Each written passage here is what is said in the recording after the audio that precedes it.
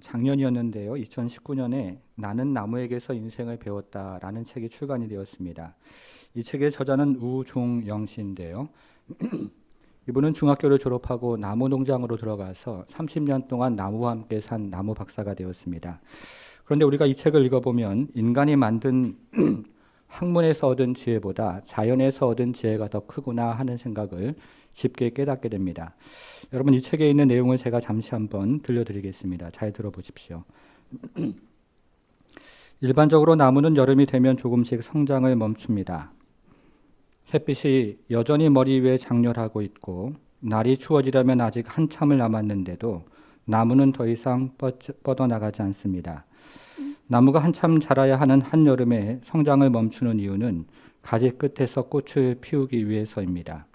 만일에 나무가 멈추지 않고 계속 자라나기만 하면 풍성한 꽃을 피우지 못하고 꽃이 진 자리에 열리는 튼실한 열매도 맺을 수 없습니다. 나무가 계속 자라기만 하면 하늘에 가까워질 수는 있어도 뿌리로부터 멀리 점점 떨어져서 결국 에너지가 고갈됩니다. 그런 의미에서 나무는 스스로 멈출 때를 압니다. 지금까지 최선을 다해 성장했고 욕심을 내면 조금 더 클 수 있다는 것도 알지만 어느 순간 약속이라도 한 듯 나무들은 자라기를 멈춥니다. 마치 동맹을 맺듯이 나도 그만 자랄 테니 너도 그만 자라렴 하고 함께 성장을 멈추고 꽃을 피우기 시작합니다. 여러분들은 이 글을 들으시면서 어떤 생각이 드십니까? 저는 이 글을 읽으면서 오늘날 조국교회를 생각해 보았습니다. 오늘날 조국교회가 조금 더 클 수 있다는 욕심 때문에 멈추지 못해서 꽃을 피우지도 못하고 그리고 열매를 맺지도 못하는 것은 아닐까? 조금 더 성장할 수 있다는 욕심 때문에 멈추지 못해서 외형은 커졌지만 뿌리로부터 혹은 근본으로부터 멀어진 것은 아닐까?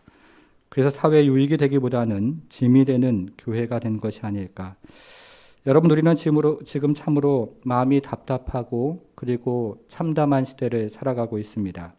코로나19로 인해서 어려워진 가정살림뿐만 아니라 한국교회 역시 암울한 시간을 보내고 있는 것 같습니다. 성도 여러분, 그러면 이 같은 암울한 시대 가운데 교회는 무엇을 해야 할까요? 오늘 본문을 시작하는 11절을 같이 한번 보겠습니다. 11절인데요. 같이 한번 읽겠습니다. 그러므로 생각하라. 너희는 그때에 육체로는 이방인이요 손으로는 육체 행한 할례를 받은 무리라 칭하는 자들로부터 할례를 받지 않은 무리라 칭함을 받은 자들이라. 여러분, 여기서 너희라고 말을 하는데요. 여기서 말하는 너희는 에베소 성도들을 말하고 있습니다. 그런데 에베소 성도들은 이전에 할례를 받은 무리인 유대인들로부터 할례를 받지 않는 무리라고 멸시를 받았습니다. 당시 이방인들이 할례를 받은 무리인 유대인들로부터 할례를 받지 않은 무리라고 천대를 받았던 것입니다. 여러분, 그러면 당시 이방인들이 받았던 이와 같은 천대 혹은 소외는 무엇일까요? 지금부터 우리는 오늘 본문을 통해서 당시 이방인들이 경험했던 소외가 무엇인지를 간단하게 살펴보고 이것이 오늘날 우리에게 어떤 의미가 있는지를 함께 생각을 해보겠습니다. 여러분, 주보를 같이 한번 보시면서 하나씩 생각을 해볼 텐데요. 첫 번째 소외입니다. 이방인들이 당한 첫 번째 소외는 그리스도 밖에 있었다는 사실입니다. 12절에서요. 그리스도 밖에 있었고 라는 말을 찾아보겠습니다. 그리고 주보의 첫 번째 소외 옆에다가 그리스도 밖에 있음이라고 적어보겠습니다. 여러분, 그러면 그리스도 밖에 있었다는 말이 무엇을 의미할까요? 우리는 일전에 에베소서의 주제인 1장 3절을 살펴보았는데요. 성경을 앞으로 가서 에베소서 1장 3절을 다시 한번 확인해 보겠습니다. 에베소서 1장 3절을요. 같이 한번 읽어보겠습니다. 같이 읽습니다. 시작.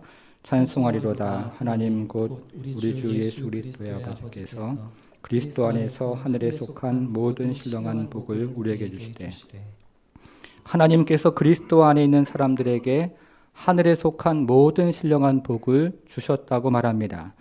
여러분, 우리는 그때 이것을 5가지 복으로 함께 생각을 해보았는데요. 잠시 기억을 해보겠습니다. 첫째는 성령의 인치심이었습니다. 둘째는 성령의 조명하심이었고 셋째는 성령의 능력이었습니다. 그리고 넷째는 성령의 하나됨이었고 마지막 5째는 성령의 검이었습니다. 하나님께서 그리스도 안에 있는 사람들에게 인생을 살아가는 데 필요한 모든 신령한 복을 허락해 주셨다는 뜻입니다. 여러분, 그런데 이방인들은 그리스도 밖에 있었기 때문에 인생을 살아가는 데 필요한 모든 하늘의 신령한 복에서 제외가 되었습니다. 그래서 자신의 지혜와 자신의 능력을 가지고 그것만 의지하며 살아가는 그런 불행한 인생이었던 것입니다. 이것이 바로 이방인들이 당한 첫 번째 소외입니다. 자, 두 번째 소외인데요. 이방인들이 당한 두 번째 소외는 이스라엘 나라 밖에 있었다는 사실입니다. 오늘 본문인 2장 12절로 돌아와서요. 2장 12절에서 이스라엘 나라 밖의 사람이라 하는 말을 찾아보고 또 주보에 두 번째 소외 옆에다가 이스라엘 나라 밖에 있음이라고 적어보겠습니다.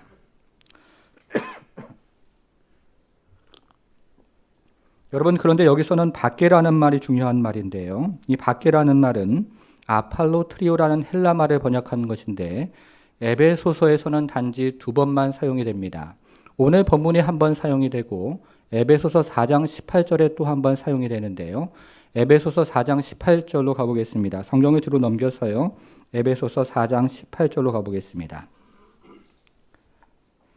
그들의 총명함이 어두워지고 그들 가운데 있는 무지함과 그들의 마음이 굳어짐으로 말미암아 하나님의 생명에서 뭐라고 되어 있습니까? 떠나 있도다, 이렇게 되어 있습니다. 여기에 등장하는 떠나 있다는 말과 우리가 앞에서 살펴본 밖에 있다는 말이 원문에서는 같은 말로 되어 있습니다. 우리말로는 다른 말로 되어 있지만 원문에서는 두 말이 같은 말로 되어 있습니다. 그래서 이스라엘 나라 밖에 있다는 말은 하나님의 생명에서 떠나 있다, 제외되었다, 그리고 배제되었다 하는 의미를 가지고 있습니다. 영적으로 죽어 있다는 말입니다.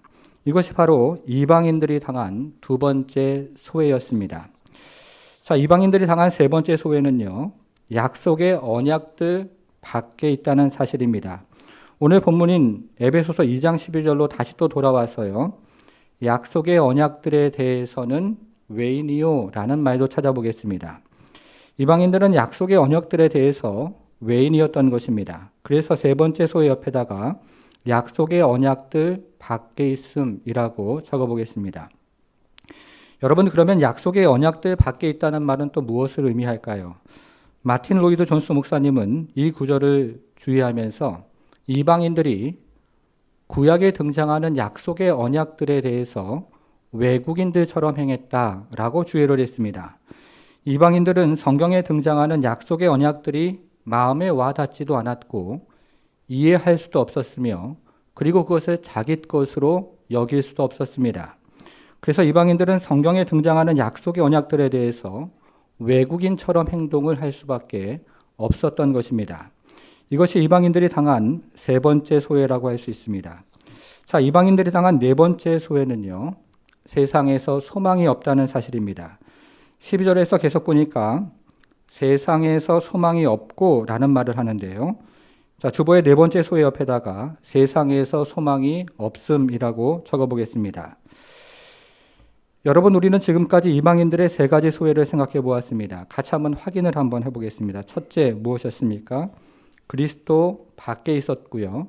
둘째는 이스라엘 나라 밖에 있었습니다. 그리고 세 번째는 약속의 언약들 밖에 있었습니다. 여러분, 그러면 이것은 어떤 이미지일까요? 당시 유대 지역을 통치하던 헤롯 왕은 유대인들의 민심을 얻기 위해서 46년에 걸쳐서 매우 웅장하고 아름다운 성전을 지었습니다. 사진을 같이 한번 보겠습니다.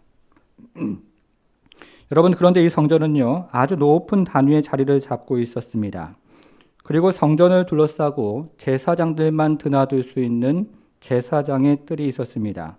여러분 보이십니까? 그리고 제사장들의 뜰 동쪽에는 이스라엘 남자들만 드나들 수 있는 이스라엘의 뜰이 있었는데요. 사진에서는 보이진 않습니다. 그리고 이스라엘의 뜰 동쪽에는 이스라엘 여인들만 드나들 수 있는 여인들의 뜰이 있었습니다.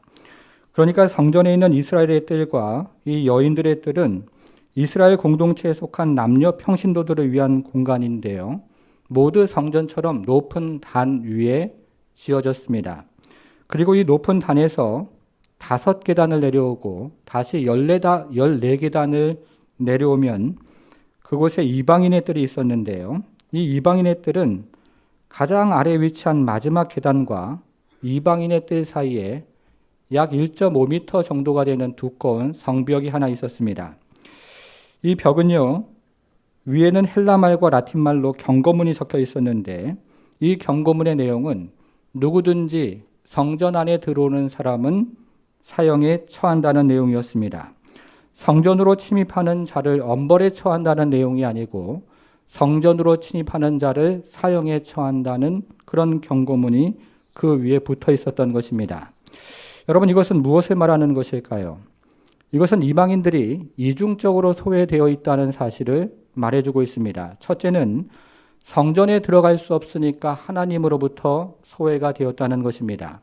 그리고 둘째는 이스라엘의 뜰과 여인들의 뜰에 들어갈 수가 없으니까 이스라엘의 백성들로부터 소외가 되었다는 것입니다. 여러분, 그러니 이방인들에게 무슨 소망이 있었겠습니까? 하나님으로부터도 소외가 되고 이스라엘 나라로부터 소외가 되었기 때문에 그들에게는 아무런 소망이 없었던 것입니다. 이것을 가리켜서 세상에 소망이 없는 사람들이다, 이렇게 바울은 이야기를 합니다. 이것이 바로 이방인이 당한 네 번째 소외였습니다. 자, 이방인이 당한 다섯 번째 소외는 하나님이 없는 자라고 할 수 있습니다. 자, 12절 마지막에서요, 하나님이 없는 자라고 이 말을 찾아보겠습니다. 그리고 주보의 다섯 번째 소외 옆에다가 하나님이 없는 자라고 적어보겠습니다.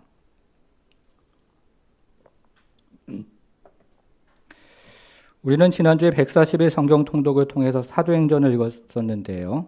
이 사도행전에 등장하는 사도 바울의 여행을 잠시 기억을 해보겠습니다. 사도 바울이 2차 전도여행을 마치고 예루살렘으로 돌아오는 길에 잠시 에베소에 들렸습니다. 그런데 사도 바울이 에베소에 잠시 들렸을 때 그는 에베소가 매우 중요한 도시라는 것을 한눈에 알아차렸습니다. 그래서 3차 전도여행이 시작했을 때 1차 전도여행과 2차 전도여행에서 세운 교회들을 잠시 둘러본 후에 막바로 곧장 에베소로 향했습니다. 그리고 에베소를 중심으로 해서 교회를 세우고 복음을 전했던 것입니다. 여러분, 그러면 에베소는 어떤 도시였습니까? 당시 에베소는 소아시아 지방의 무역의 중심지였을 뿐만 아니라 종교의 중심지였습니다. 그래서 에베소에는 수많은 신들이 있었는데요. 아프로디테, 아테네, 키벨레, 데메테르 코레, 헤이디아 볼리비아, 헤카테, 티케, 이시스 등의 여신들이 있었고 제우스, 아스클레피오스, 아폴로, 디오니소스, 헤파이스토스 등의 남신들이, 수많은 신들이 그 에베소에 있었던 것입니다. 여러분, 이 외에도 수많은 신들이 그곳에 있었는데 여러분들이 잘 아는 에베소에서 가장 유명한 신은 바로 아데미였습니다. 실제로 에베소의 아데미 신전은 아테네 파르테논 신전보다 4배가량이 컸고 당시의 7대 불가사의 중에 하나였습니다. 그런데 에베소 사람들은 매년 3월이나 4월이 되면 이 신전에서 축제를 벌였는데요. 이 축제 기간 동안에는 아무런 법의 접촉도 받지 않고 자신이 원하는 남자 혹은 여자와 잠자리를 할 수 있었습니다. 그러니까 일시적으로 남편을 바꾸고 그리고 아내를 바꾸는 일이 허용이 되었던 것입니다. 여러분, 이것은 무엇을 말해주는 것일까요? 이것은 에베소에 진정한 신이 없었다는 것을 이야기를 합니다. 우리가 앞에서 말씀드렸던 것처럼 물론 에베소에는 수많은 신들이 있었습니다. 그러나 에베소에는 하나님과 진정한 인격적인 관계를 맺고 그 하나님과 그리고 또 하나님께서 인간을 사랑하는 그런 인격적인 신이 에베소에는 없었다는 것을 말해주고 있습니다. 이것을 가리켜서 사도 바울은 하나님도 없는 자라고 말을 했던 것입니다. 이것이 이방인들이 당한 다섯 번째 소외였습니다. 자, 우리는 이렇게 이방인들이 당시에 당했던 다섯 가지 소외에 대해서 한 가지씩 생각을 해보았는데요. 그러면 이것이 오늘날 어떤 의미를 가지고 있는지 생각을 해보겠습니다. 자, 오늘 본문을 가지고 두 가지 적용을 해볼 텐데요. 첫 번째 적용은 생각하라입니다. 생각하라. 여러분, 적용 밑에다가요, 첫 번째 생각하라 이렇게 한번 적어보겠습니다. 오늘 본문을 시작하는 11절을요 다시 한번 보겠습니다. 11절 다시 한번 보니까요, 어떤 말로 시작을 합니까? 그러므로 생각하라. 여기에 생각하라 이 말의 표시를 한번 해보겠습니다. 생각하는 것입니다. 여러분, 그러면 우리는 지금 무엇을 생각해야 할까요? 그리고 오늘날 조국교회는, 그리고 조국교회 성도들은 무엇을 생각해야 되겠습니까? 지금부터 제가 말씀드리는 표현들은 서구의 학자들이 오늘날 서구 사회를 설명하는 표현들일 뿐만 아니라 우리가 살아가는 한국 사회를 설명하는 표현들이기 때문에 잘 한번 귀를 기울여 들어보십시오. 첫째로 어떤 학자들은 오늘날 우리가 살아가는 사회를 위험 사회라고 말을 합니다. 대표적인 학자가 독일 메넨에서 사회학을 가리키는 울히백 교수입니다. 그는 오늘날 현대 사회가 산업화와 근대화 과정을 거치면서 물질적인 풍요를 매우 크게 이루었지만, 그러나 동시에 우리가 이전에 경험하지 못했던 위험한 요소들이 하나씩 등장하는 위험 사회가 되었다고 말을 합니다.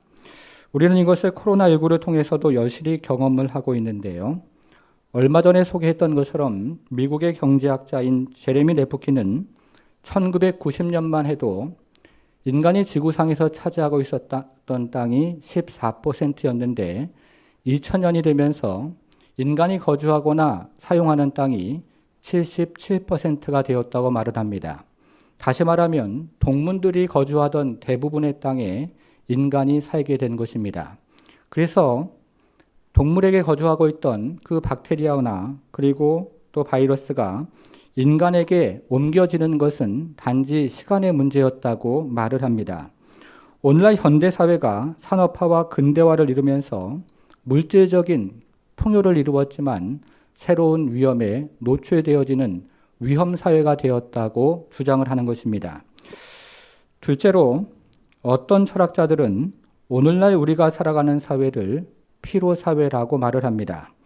대표적인 학자가 독일 베를린 예술대학에서 철학을 가리키는 제독학자인 한병철 교수입니다. 그는 독일에서 피로사회라는 책을 썼는데요. 이 책이 2012년에 우리말로 번역이 되면서 올해의 책으로 선정이 되는 아주 수작에 해당합니다. 이 책은 오늘날 우리 사회를 먼저 성과사회라고 규정을 합니다. 여러분, 오늘날 우리 사회가 사람을 평가하는 기준은 무엇일까요? 성과입니다. 오늘날 우리 사회가 사람을 평가하는 유일한 기준은 성과입니다. 심지어 오늘날 교회를 평가하는 기준도 성과이고, 그리고 목회자를 평가하는 기준도 성과입니다. 여러분, 그런데 오늘날 우리 사회에서 일정한 성과를 내려면 자기 자신과 씨름을 해야 합니다. 이전 사회에서는 정해진 규율에 따라 노동을 하고 정해진 규율에 따라 생산 활동에 참여하기만 하면 됐는데, 오늘날 우리 사회에서 성과를 내려면 자기를 착취하는 방식으로 자기와 씨름을 하면서 성과를 내야 하는 사회가 되었다는 것입니다. 그러면서 덕분에 우리는 이전 사회와 비교할 수 없는 풍요로운 그런 물질적인 윤택함을 누리는 사회가 되었지만 사회 전체가 필요한 피로사회가 되었다고 말하고 있습니다. 실제로 어떤 철학자들은 오늘날 우리가 살아가는 사회를 질투사회라고 말을 합니다. 대표적인 학자가 프랑스의 철학자인 르네 지라르입니다. 그는 오늘날 우리가 살아가는 현대사회를 대중의 질투가 범람하는 질투사회가 되었다고 이야기를 하는데요. 간단하게 쉽게 이야기를 하면 남을 탓하는 사회가 되었다는 것입니다. 그래서 오늘날 우리 사회에서 어떤 문제가 발생을 하면 대중들은 그 문제에 대한 희생양을 찾습니다. 그런데 이 희생양을 찾는 과정에서 대중들에게 나타나는 일반적인 특징이 있는데, 희생양을 찾는 과정에서 대중들에게 나타나는 일반적인 특징을 인지불능이라는 말로 표현을 했습니다. 성도 여러분, 여러분들은 몇 달 전에 신천지가 매스컴을 도비하는 것을 보면서 어떤 생각을 하셨습니까? 하나님께서 코로나를 통해서 이단을 정리하시는구나 하는 생각을 했습니다. 그래서 코로나가 비단 나쁜 것만은 아니라는 생각을 했습니다. 그리고 여러분들은 또 어떤 생각을 했습니까? 도대체 신천지가 어떤 사람들이길래 그들은 자신들만 옳다고 생각을 하는가? 도대체 신천지는 어떤 사람들이길래 자기 자신을 객관적으로 바라보지 못하는가 이런 생각을 했습니다. 신천지의 인지불능을 생각했던 것입니다. 여러분 그런데 우리가 교회 역사를 살펴보면 이 같은 인지불능은 신천지와 같은 사이비 집단에만 나타나는 것이 아니라 교회사에 등장하는 교회 안에서도 종종 등장을 했습니다. 제가 교회사를 읽을 때 종종 참고하는 책이 필립 샤프가 지은 교회사인데요. 이 책은 분량이 매우 방대할 뿐만 아니라 그리고 그 안에 있는 내용을 매우 객관적인 시각으로 기술을 했습니다. 그런데 이 필립 샤프가 저술한 교회사를 읽어보면 교회사에 등장하는 대표적인 인지불능 중에 하나가 바로 여러분들이 잘 아시는 십자군 전쟁입니다. 십자군들이 처음 1차로 원정을 가서 예루살렘을 탈환했을 때 십자군들은 예루살렘에서 특별히 예루살렘 안에 있는 성전 지역에서 대량 학살을 자행을 했는데 필립 샤프의 기록에 의하면 이때 십자군들이 죽인 이교도들의 피가 사람들의 무릎 혹은 말의 곧비까지 차올랐다고 기록을 하고 있습니다. 그런데 이것보다 더 기가 막힌 사실은 십자군들이 대학살을 자행한 이후에 린댓으로 된 흰옷으로 갈아입고 예루살렘에 있는 종모교회에 들어가서 그곳에서 감사의 예배를 드렸다는 사실입니다. 그리고 이 감사의 예배를 마치고 다시 대량 학살을 자행했는데 노인들과 어린이들은 물론이고 임산부들의 배를 갈라 죽였던 것입니다. 성도 여러분, 어떻게 십자군의 이름으로 이토록 악랄한 일을 자행할 수 있겠습니까? 성경적으로 내가 옳다는 확신을 가지면 목표를 이루기 위해서 수단과 방법을 가리지 않는 것입니다. 성경적으로 내가 옳다는 확신을 가지면 자신을 객관적으로 바라보지 못하고 인지불능 상태에 빠지는 것입니다. 사랑하는 성도 여러분, 그런데 이 같은 역사가 오늘날 한국교회에서 다시 반복되는 것은 아니겠습니까? 오늘날 한국교회가 성경적으로 옳다는 확신을 가져서 자기 자신을 객관적으로 바라보지 못하는 인지불능 상태에 빠지는 것은 아닐까요? 자, 오늘 본문을 시작하는 11절을 다시 한번 보겠습니다. 11절 다시 한번 보니까요. 어떤 말로 시작을 했습니까? 그러므로 생각하라. 그러므로 생각하라는 것입니다. 여러분 그 다음에 있는 내용은 무엇이었습니까? 할례를 받은 유대인들이 할례를 받지 않은 이방인들을 경멸하는 말입니다. 할례를 받은 유대인들이 자기만 옳다는 인지불능 상태에 빠져서 할례를 받지 않은 이방인들을 향하여 경멸하고 비방하는 말로 되어 있습니다. 할례를 받지 않은 무리라는 말은 우리 성경에는 별 의미가 없는 것처럼 들리지만 그러나 원문에서는 비방하는 말로 경멸하는 말로 되어 있는 말이 바로 할례를 받지 않은 무리라는 말입니다. 사랑하는 성도 여러분, 여러분들께서 잘 아시는 것처럼 오늘날 조국교회는 제2의 신천지라는 소리를 듣고 있습니다.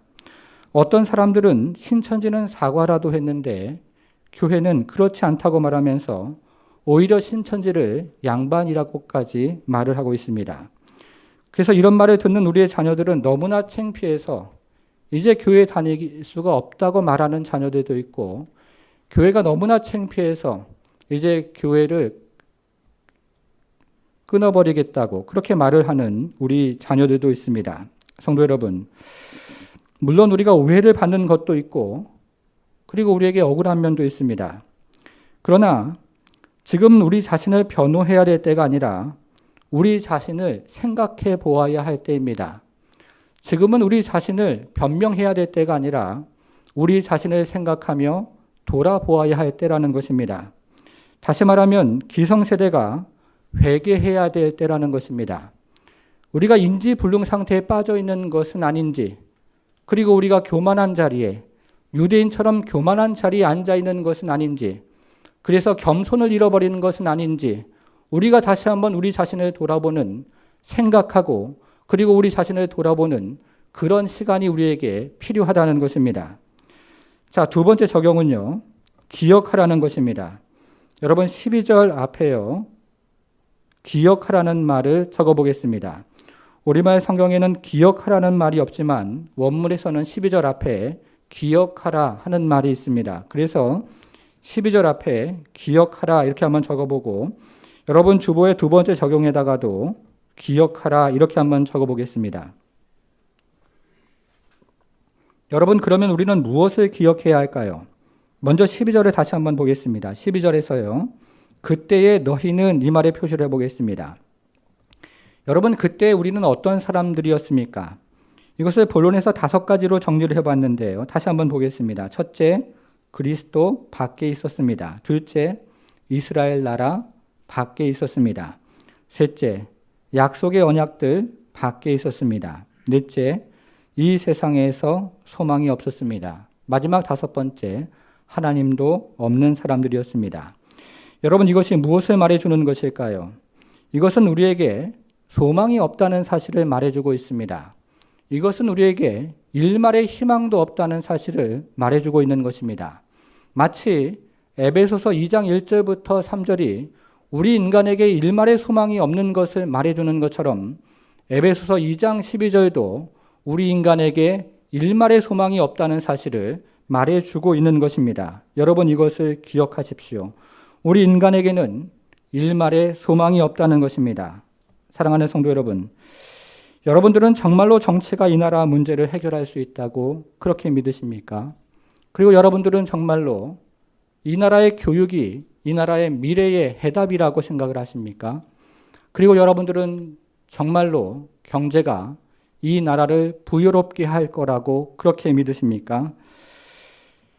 이것들은 일반 은총 가운데 주어진 하나님께서 주신 은혜이긴 하지만 그러나 이것들은 우리에게 궁극적인 해결이 될 수는 없습니다.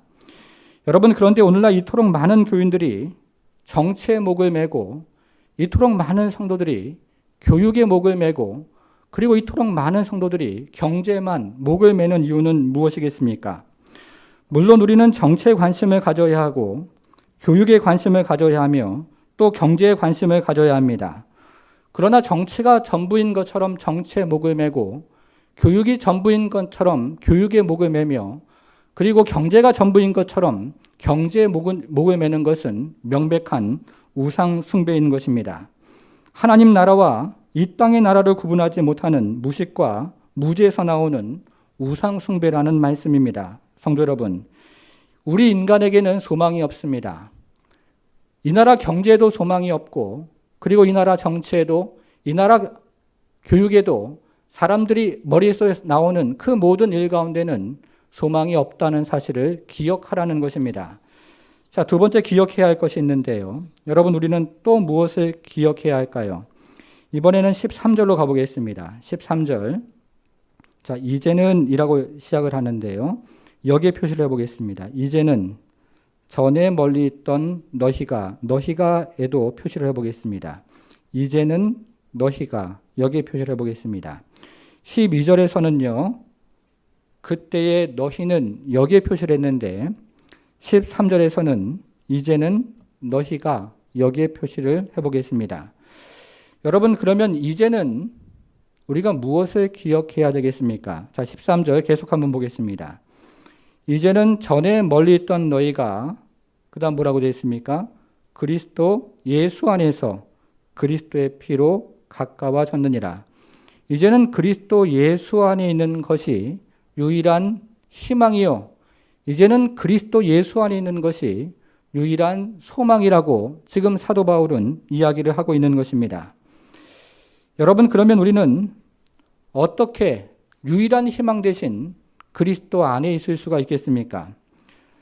저는 앞에서 나는 나무에게서 인생을 배운다 하는 책을 소개했는데요. 이 책에 이런 내용이 있습니다. 또 한번 들어보십시오. 일반적으로 나무는 이 싹을 틔우는 나무는요. 5년 동안 자라지를 않는다고 합니다. 일반적으로 싹을 틔운 나무는 5년 동안 뿌리를 내려야 하기 때문에 위로는 자라지 않습니다. 그래서 이 기간 동안 따뜻한 햇빛이 아무리 유혹을 하고 그리고 주변에 있는 나무들이 아무리 쑥쑥 자라도 나무는 하늘을 향해서 몸집을 키우는 법이 없습니다. 오히려 이 기간 동안에 땅속 어딘가에 있는 물길을 찾아서 더 깊이 뿌리를 내리면서 몇십 년 혹은 몇백 년을 살아갈 든든할 골격을 이 기간 동안에 형성을 합니다. 그러면 웬만한 가뭄도 이겨낼 수 있는 뿌리가 형성이 되고, 그리고 웬만한 거센 비바람도 이겨낼 수 있는 뿌리가 바로 이 시기 가운데 형성이 되는 것입니다. 사랑하는 성도 여러분, 앞으로 조국교회는 이전에 경험하지 못했던 극심한 가뭄과 그리고 거센 비바람을 맞이할 것입니다. 이때 예수 그리스도 안에 깊이 뿌리를 내리는 교회와 성도는 살아남을 것이고, 그러나 그리스도 안에 깊이 뿌리를 내리지 못하는 성도와 교회는 어려움을 당할 것입니다. 성도 여러분, 그러면 우리는 어떻게 그리스도 예수 안에 뿌리를 내릴 수 있을까요? 우리가 예수 그리스도 안에 뿌리를 내릴 수 있는 방법은 말씀으로 돌아가는 것입니다. 말씀으로 돌아가서 말씀이 육신이 되어 이 땅에 오신 예수 그리스도와 교제하고, 또 말씀을 만나고 말씀을 통해서 그리스도를 알아가게 되고 성장하고 그리스도와 함께 동행하는 것을 통해서 우리는 그리스도 안에 뿌리를 내리게 되는 것입니다. 그러면 웬만한 가뭄도 이겨낼 수 있고 웬만한 비바람도 이겨낼 수 있는 힘을 경험하게 됩니다. 우리가 지금 140일 성경 통독을 통해서 말씀을 읽고 그리고 말씀을 믿고 말씀을 실천하는 바로 그것을 통해서 우리는 앞으로 성장하게 되고 깊은 뿌리를 내려서 시련과 고난을 이겨낼 수 있는 새로운 기회로 이 시간들을 삼을 수 있다는 것입니다. 사랑하는 직분자 여러분, 여러분들이 먼저 말씀의 뿌리를 내리는데 본을 보여주셔야 합니다. 사랑하는 구역장 여러분, 여러분들이 먼저 말씀의 뿌리를 내리고 말씀으로 구역원들을 힘을 다하고 뜻을 다하고 그리고 마음을 다해서 돌아보셔야 합니다. 그리고 사랑하는 모든 성도 여러분, 여러분들이 교회라는 사실을 기억하십시오. 여러분들이 말씀의 뿌리를 내리면 한국교회의 미래가 있고, 여러분들께서 말씀의 뿌리를 내리지 않으면 한국교회의 미래가 없다는 사실을 기억하시기를 바랍니다. 사랑하는 모든 부산 사랑의 교회 여러분, 먼저 생각하셔야 합니다. 돌이킬 것이 없는지, 돌아볼 것이 없는지, 회개할 것이 없는지 먼저 생각하라고 오늘 본문은 이야기를 합니다. 그리고 두 번째로 기억해야 합니다. 우리에게 소망이 없다는 사실을 기억하고, 우리 인간의 지혜와 능력 안에서 소망이 없다는, 일말의 소망이 없다는 사실을 기억하고 오직 예수 그리스도 안에 소망이 있다는 사실을 기억하셔야 합니다. 생각함으로 그리고 기억함으로 예수 안에 뿌리를 내리는 그 은혜 가운데서 한 주간 승리하고, 그리고 든든히 뿌리를 내림으로 이 교회들이 새롭게 되어지는, 그리고 우리 인생이 새롭게 되어지고 가정과 일터가 새롭게 되어지는 그런 은혜를 경험하는 한 주간 되기를 주님의 이름으로 축원합니다.